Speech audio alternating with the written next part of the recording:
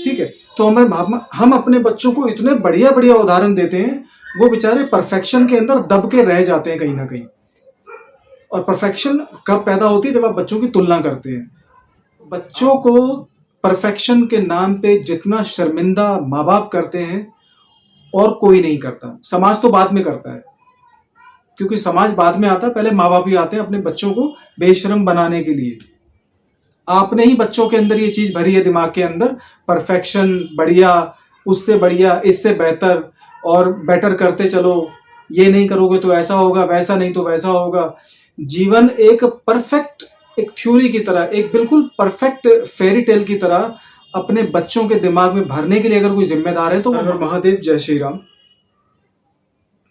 अपने बच्चों को जब हम ये बोलते हैं कि ऐसा करो, वैसा करो, ये गलत है, वो सही है, कितनी बार तुझे बोलना पड़ेगा? सीखता क्यों नहीं है? समझता क्यों नहीं है? कितनी बार तेरे को उदाहरण देना पड़ेगा? वो ऐसा करता है, मैं ऐसा करता हूं, ठीक है, ऐसे नहीं काम चलेगा, बड़ा होके क्या करेगा, इस चीज को ऐसे नहीं ऐसे किया जा सकता है, कितना मंदबुद्धि है, ठीक है। तो ये जब सवाल जब हम अपने बच्चों को बोलते हैं, ठीक है, और जैसे कि मतलब कितना बेशर्म हो चुका है, कुछ भी समझ नहीं आता, ये कुछ ऐसे सवाल हैं जो हम अपने बच्चों को बार बार बोलते हैं, बार बार बोलते हैं, लगातार बोलते हैं और बोलते ही रहते हैं। और हम ये सवाल अपने बच्चों को तब तक बोलते रहते हैं जब तक वो पूरी तरह बेशर्म ना हो जाए। और फिर अपने बच्चों को हम खुद बोलते हैं कि तू कितना बेशर्म हो गया है, तू इतना निर्लज हो चुका है कि तेरे पे किसी बात का असर नहीं होता।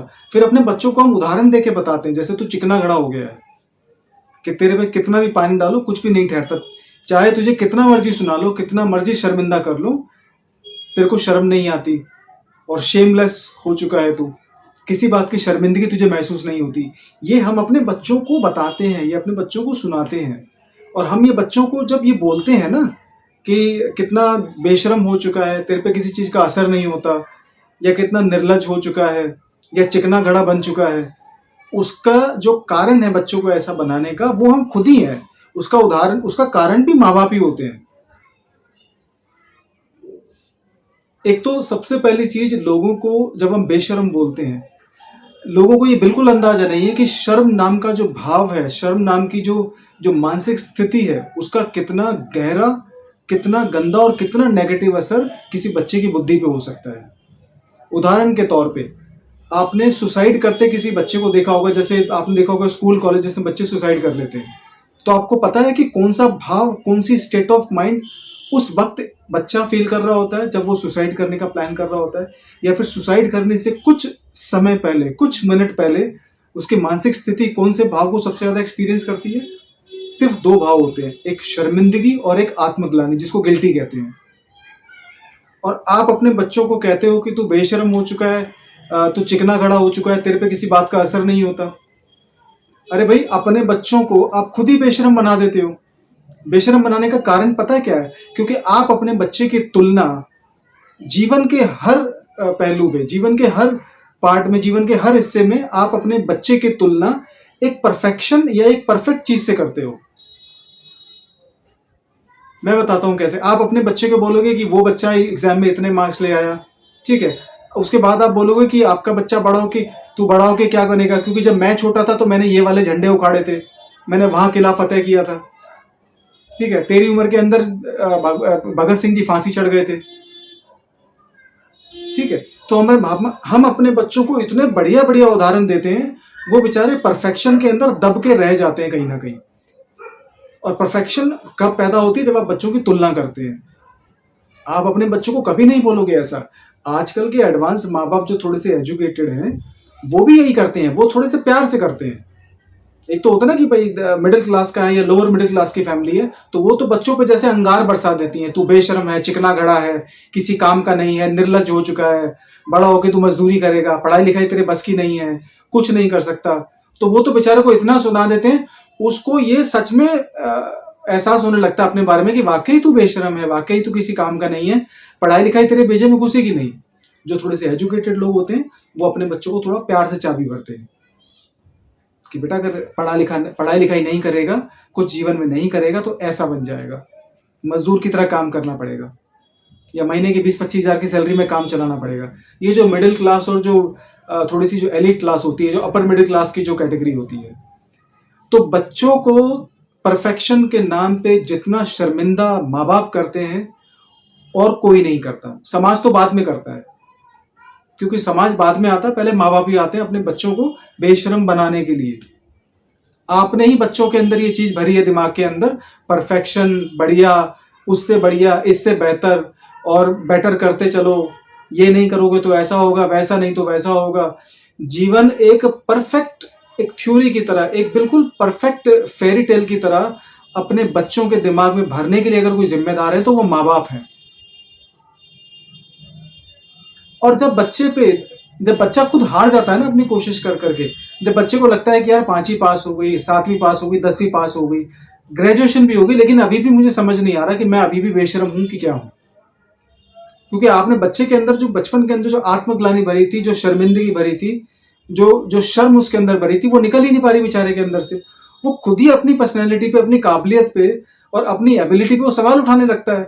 क्योंकि आपके बताए हुए जो उपदेश थे बचपन में, जो आपने बताया था कि तू बेशर्म है, चिकना गड़ा है, कुछ नहीं कर सकता, वो सारी जिंदगी उसके दिमाग में घूमते हैं। और बच्चा अगर भैया लड़ता है तो लड़ता है, नहीं तो वो जीवन से हार के खुदकुशी कर लेता है।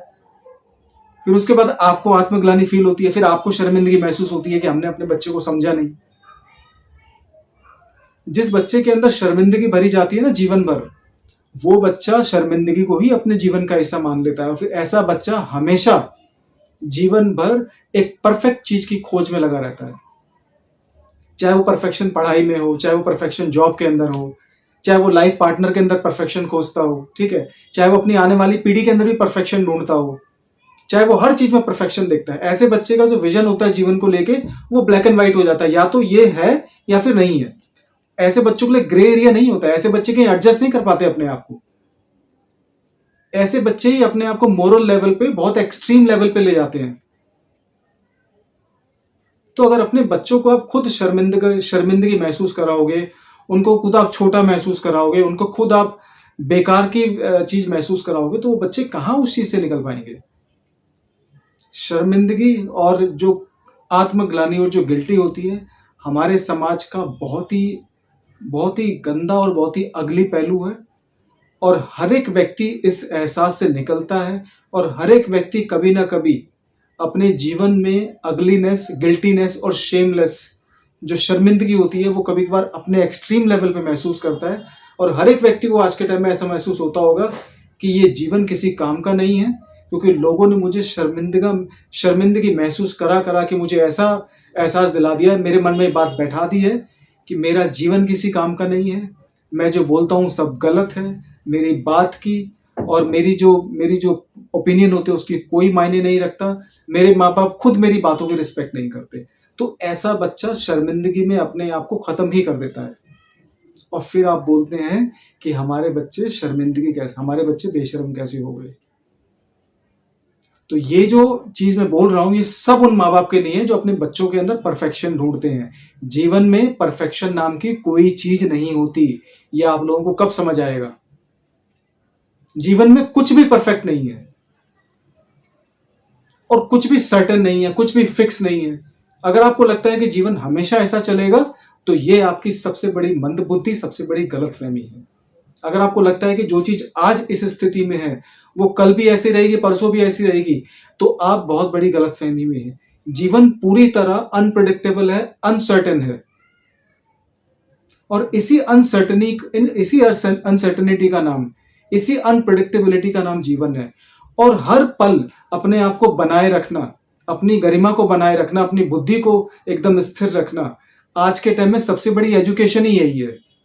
नंबर लाने से कुछ नहीं होता। बहुत सारे लोग मैंने देखे हैं जो 10वीं 12वीं होते हैं और जिनकी करोड़ों की इनकम है, और बहुत सारे ऐसे भी लोग देखे हैं जो पीएचडी लेके आराम से सड़कों की खाद छान रहे हैं। लेकिन कम से कम बच्चे को ऐसा तो मत बनाओ कि अगर वो जीवन में कुछ करे तो उसे शर्मिंदगी महसूस हो। कोई भी डिसीजन लेने से पहले आपके पास बार बार पूछना है कि पापा ये सही है, मम्मी ये सही है। अरे भाई, डिसीजन ले लिया, गलत है, सही है, गलत होगा तो सीखो उससे, सही है तो अच्छी बात है और अच्छा काम करो।